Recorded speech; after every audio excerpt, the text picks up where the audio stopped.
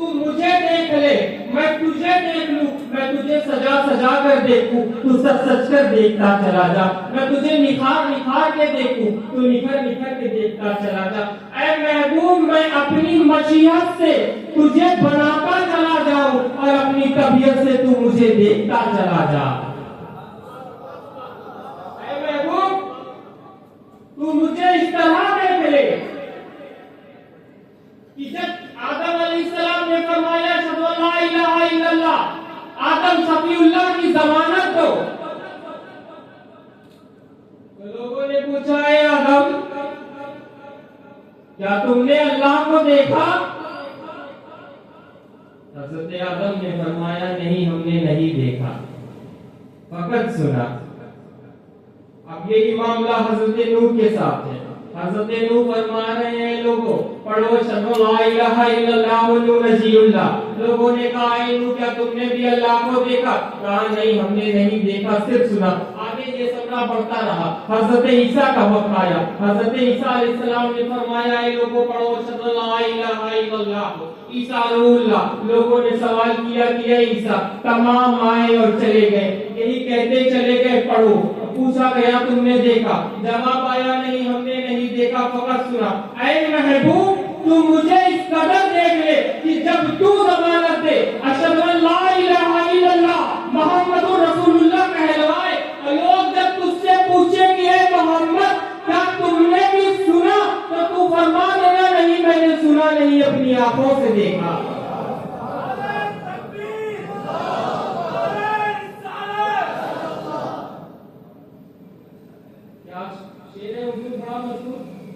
محمد جمال خدا دیکھتے ہیں، خدا دیکھتا ہے جمال محمد۔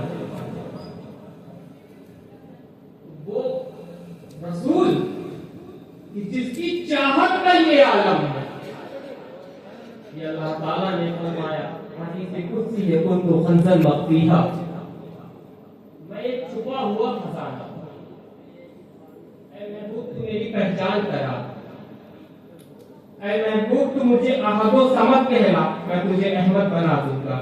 اے محبوب تو میرے قصیدے پڑھتا چلا جا، میں قرآن بسم اللہ کے بے سے والناس کی سین تک تیرا قصیدہ بیان کرتا چلا جاؤں گا۔ اے محبوب جب تیری آنکھوں کی بات آئے گی مازاغل بشر لوگ دیکھیں گے۔ اے محبوب جب تیرے سینے کی بات آئے گی علم نشرہ لوگ دیکھیں گے۔ اے محبوب جب تیری گفتار کی بات آئے گی وما یدیہ الہوا لوگ دیکھیں گے۔ اے محبوب تیرے ہاتھ کی بات آئے گی وما رمیت اذ رمیت لوگ دیکھیں گے۔ اے محبوب جب تیرے قدموں کی بات آئے گی بہذا البلد لوگ دیکھیں گے۔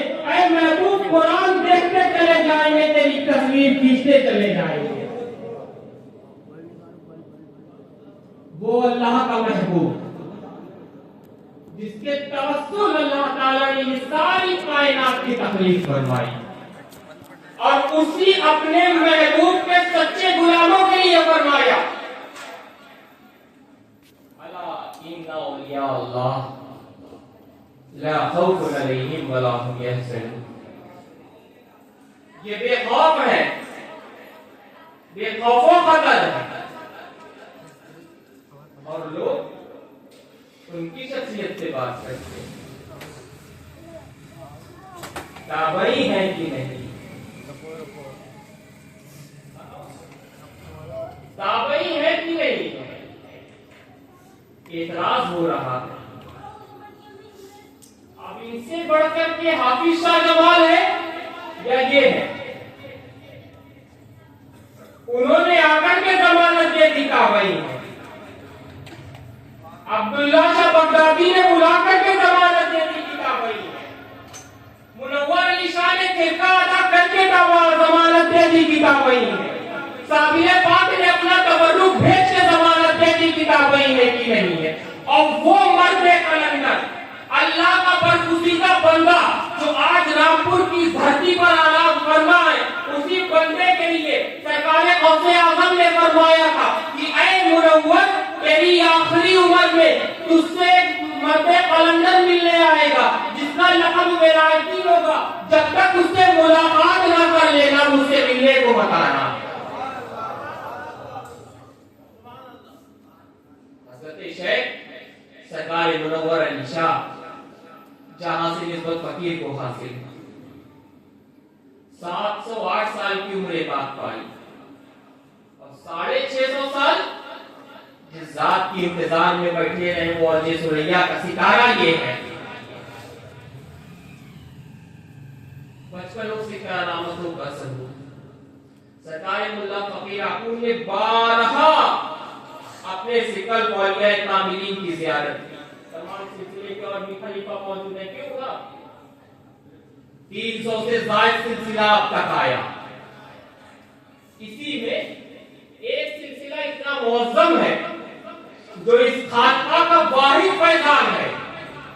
ہندوستان کے اندر کوئی دوسری خانقاہ نہیں ہے، فقط یہ اس خانقاہ کا فیضان ہے کہ جو 7 یا 8 واسطوں پر لے جا کر کے مدینے والے آقا کے سامنے کھڑا کرتا ہے۔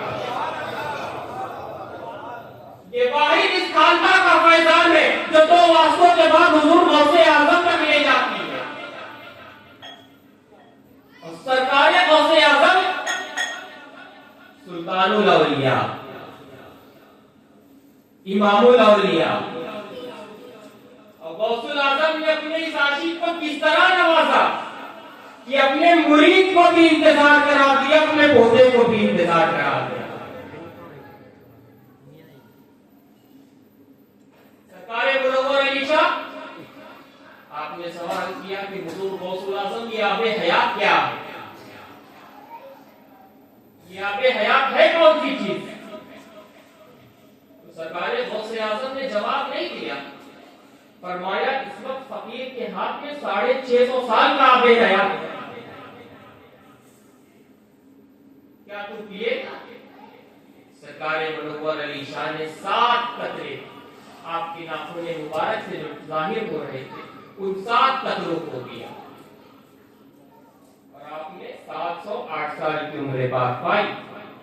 اس کے بعد متواتر 22 سال تک حضور غوث اعظم کی خدمت کی۔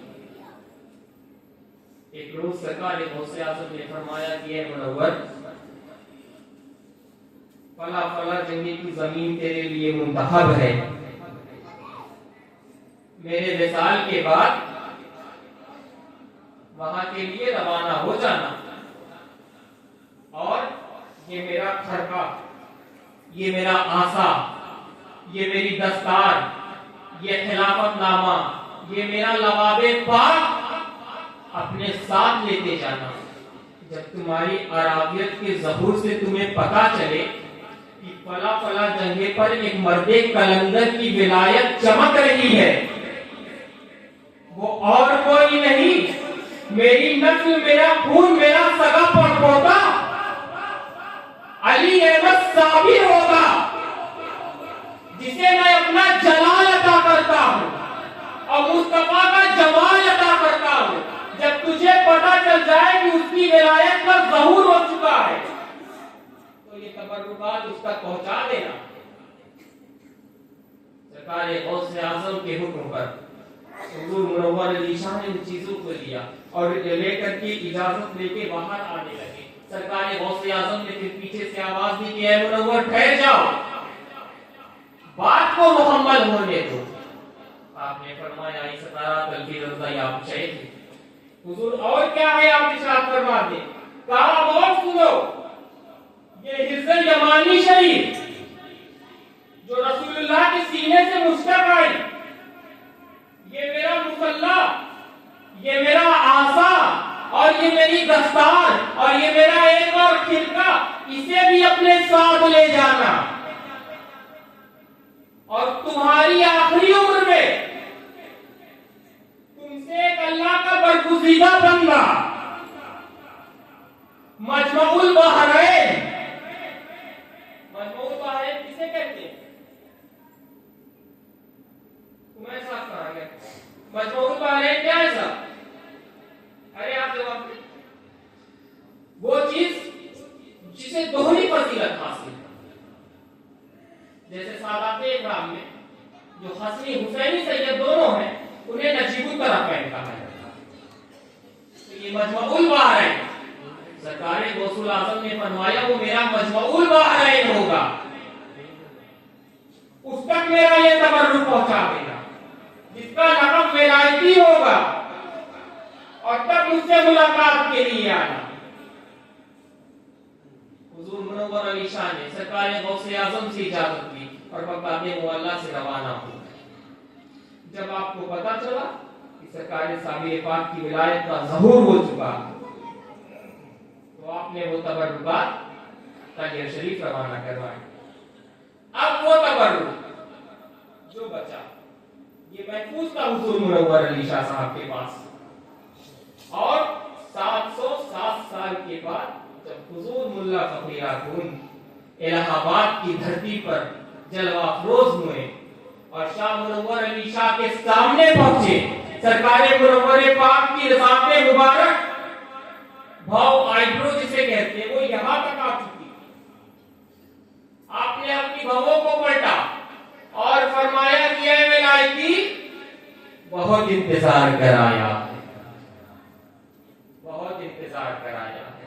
सरकार मुल्ला फकीर आकुन हुजूर मुनव्वर अली शाह की बारगाह में हाजिर थे और बैठे जो भी राज़ो नियाज़ के मामले हैं। उसके बाद हुजूर मुनव्वर अली शाह ने वो तबर्रुकात जैसे यमानी शरीफ वो खिरका शरीफ आपके हवाले किया। अब जब आपके हवाले किया तो सरकार मुल्ला फकीर आकुन ने कुछ तबर्रुकात और निकाले। अब सरकार मुनव्वर अली शाह तबर्रुकात को भी देख रहे हैं, ये तबर्रुकात भी मेरे हाथ से गए हैं। तो फरमाया कि ये विलायती सरकार मुनव्वर अली शाह की तमाम कुतुबात में आपके तमाम तर वाक़ियात में हुजूर सरकार मुल्ला फकीर आकुन का तस्करा लफ्ज़ विलायती पर मिलता है। और विलायती से आपने मुराद ये लिया कि जिसे चारों तरफ से विलायत पहुंची हो। हुजूर मुनव्वर अली शाह के सामने जब वो तबर्रुक आता है तो फरमाया ये तुम्हें कहां से आता हो? तब आपने फरमाया हुजूर सलासिल आलिया साहबिया की इजाजत और खिलाफत जिनसे अता हुई, सरकार इनायतुल्लाह शाह चिश्ती से ये तबर्रुक मुझे अता हुआ। अब वो गौसे आजम का दोनों तबर्रुक मुनव्वर अली शाह से भी अता हो रहा है, साबिर पाक से भी चलता हुआ आ रहा है। गोया गौसे आजम की बात हक हो गई कि ये मजमऊल बहरैन इस तरह है कि गौसे आजम का फैजान दो तरफ से समेट करके हसनैन करीमैन से मिलाते हुए ले जा करके आका की बारगाह में खड़ा कर दे रहा है। ये हुजूर मुल्ला फकीर आकुन की ज़ाते बाबरकत है। आपने खुतबात में जो तस्करा मिलता है कि 34 साल तक फकत कुरान शरीफ पर मुजाहिदा इख्तियार किया। वही मैंने कहा था उस दिन, आज फिर कि ये आलिम हुजूर साहिब सज्जादा आलिम था। मैंने उस दिन भी कहा था कि ये आलिम अपने दामन में एक आलम समेट के बैठा है और इस आलम का लिखेगा किसी और ने नहीं, उस सराफा मुल्ला फकीर आकुन की ज़ाते बाबरकत ने बनाया है, जिसके पीर ने 34 साल सिर्फ कुरान में मुशाहिदा इख्तियार किया। उसकी बरकत से आज दम बदम यहाँ वफात निकलते नजर आ रहे हैं। सरकार मुल्ला फकीर आकुन ने 34 साल के बाद तमाम उलूहियत इल्म को हासिल किया।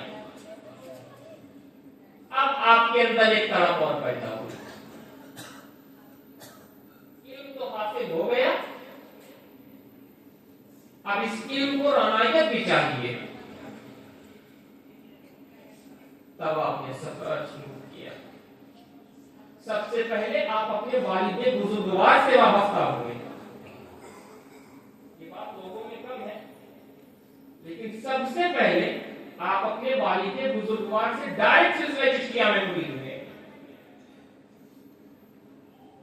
उसके बाद गंगों की सरजमीन पर हुजूर सैयदना सरकार अब्दुल कुद्दूस गंगोही अलैहिर्रहमान आपके यहाँ हुजूर मुल्ला फकीर आकुन वाबस्ता हुए सरकार शाह इनायतुल्लाह से।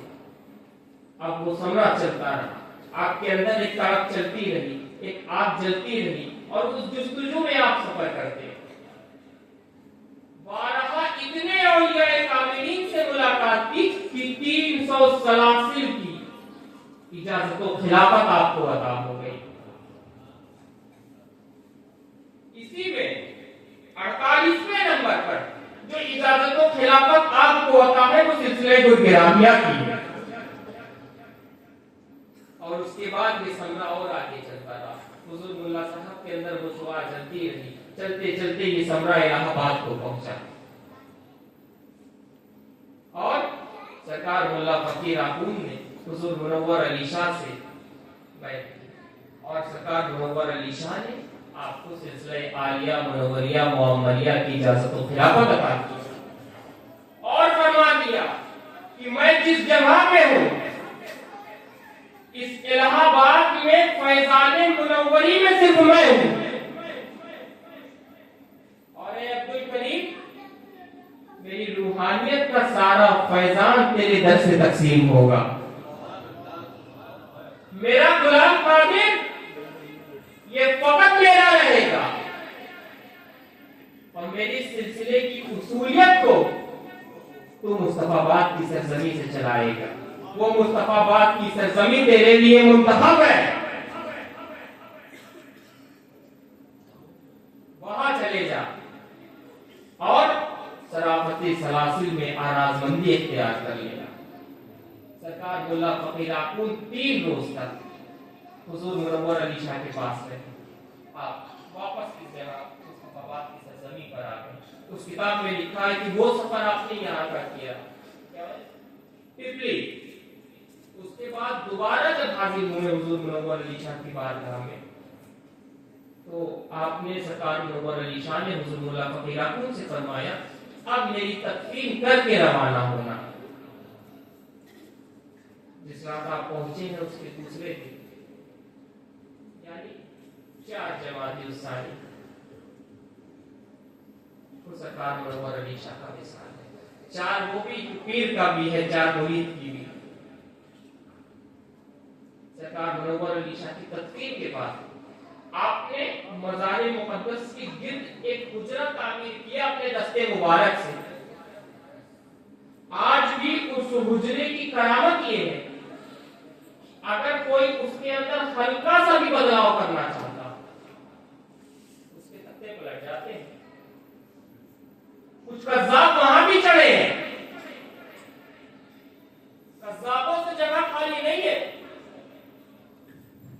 और हर जगह तुम्हें कज़्ज़ाब मिलेंगे।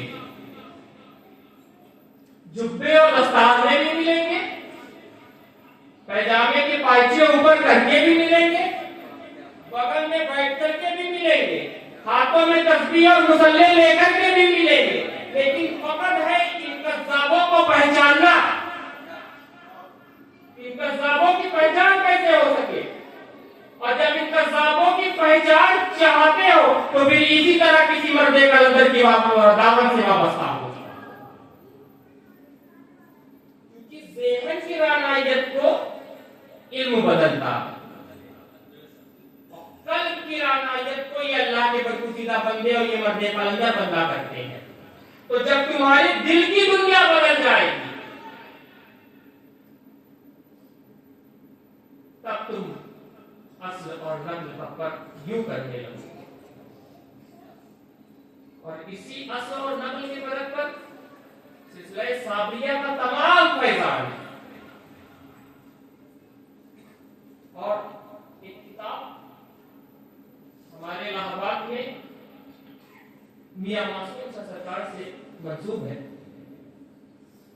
उसमें हुजूर ने इरशाद फरमाया कि इस खानका का फैज़ान ये है, इस दरगाह का फैज़ान ये है कि यहाँ पे जो लंगर तकसीम होता है अगर उसका खुर्चन भी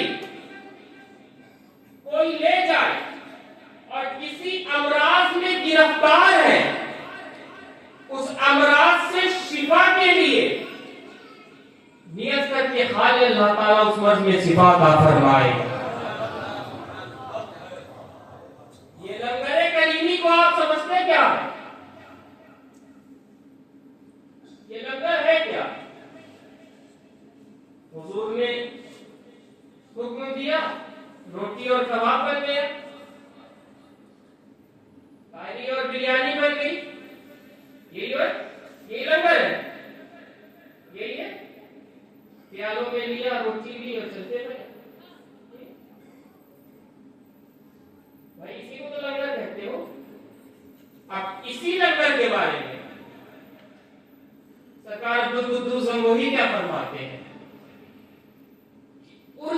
معاملہ ہی صرف لنگر کھلانا ہے. حقیقت میں بھائی کچھ لوگوں کو اعتراض ہو تو میں حوالے دے سکتا ہوں,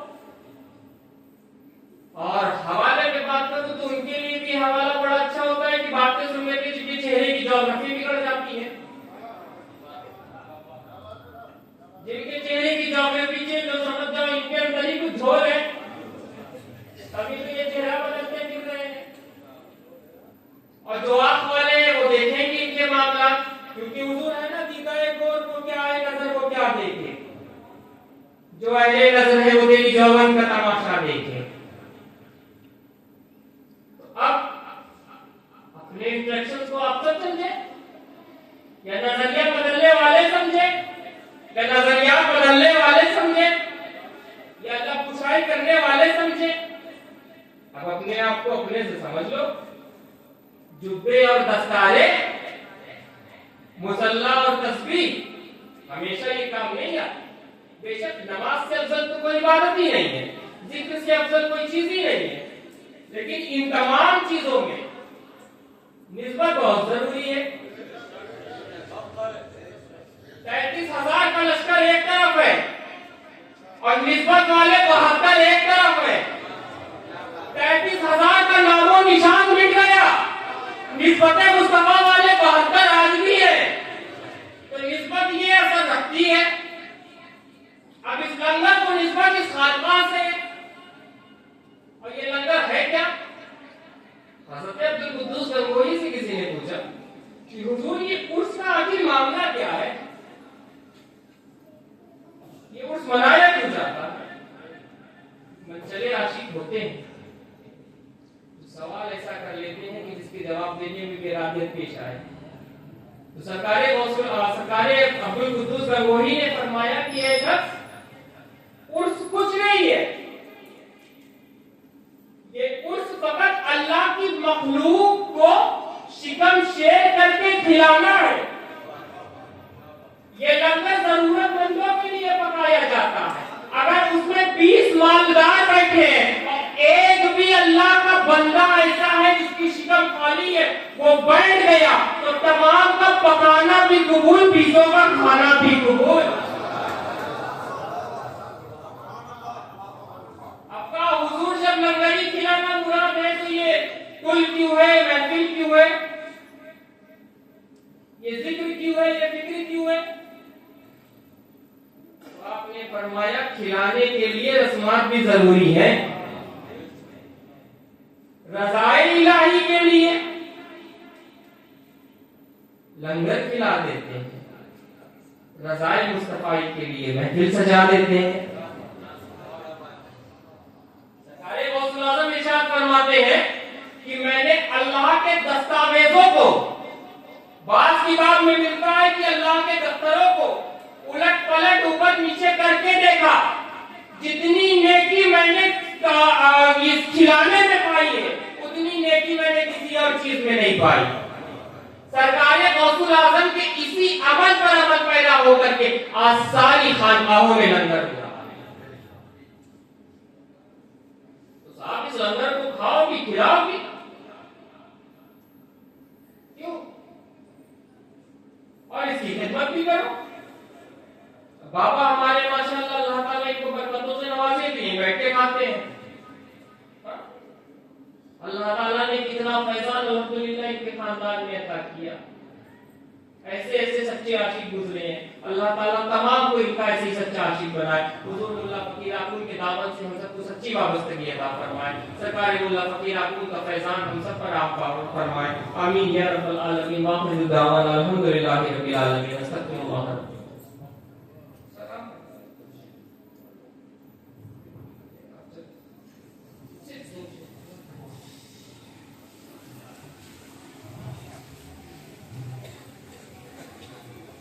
یا نبی